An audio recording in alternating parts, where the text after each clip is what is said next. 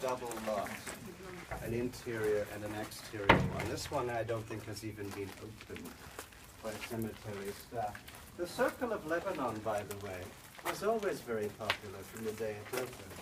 Inspired by a beautifully designed mausoleum of Beatrix Potter.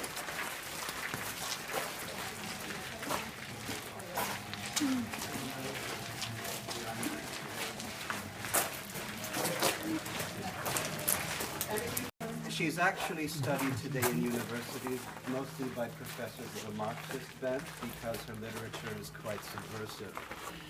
But what people don't tell you about Radcliffe Hall is that on the one side you have this sexual radical, on the other side you have a supporter of Mussolini. She was one of the earliest British fascists and strongly believed in fascist ideas in Britain.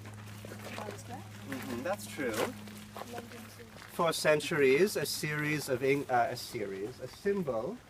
of England and later the British Empire.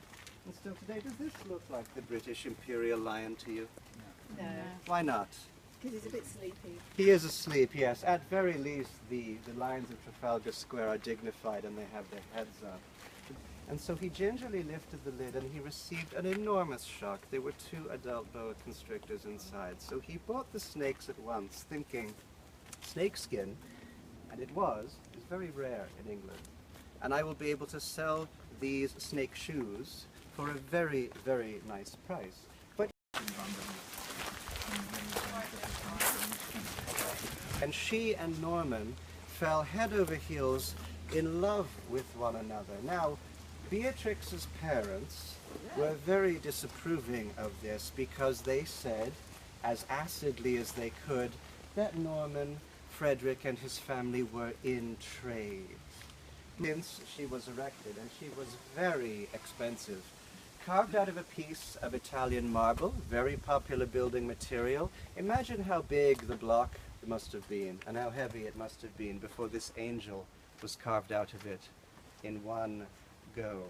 Contrast the sleeping angel to the standing angel, and you see a difference in style. You also see a difference in price. The star? What's missing? Wings? This is no angel at all. And this is not a Victorian invention. The first thing to notice, the clothing is different. She has a thick, flowing toga. Look at the face as well.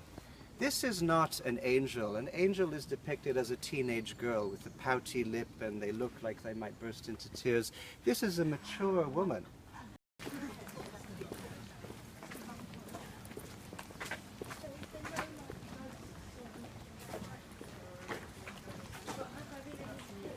Out of the culture that was here in the 60s, there was quite heavy drug use in Highgate Cemetery in the 60s. Just people with too much time and money on their hands would come here, take LSD, mind-altering and hallucinogenic drugs, and they would see things.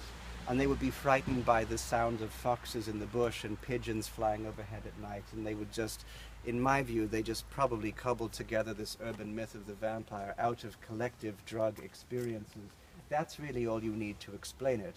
However, it wasn't quite that simple to abolish the myth, because in about the mid-70s, if I'm not mistaken, a group of about 30 amateur vampire hunters crossed over the wall during the day and ran through the grounds. And what they did was, well, more vandalism and damage. They pushed over monuments, they tried to dig up graves. Of course, they visited the catacombs to rip open some more coffins that hadn't been disturbed already, to try to find the vampire, because it was daytime and it was sleeping.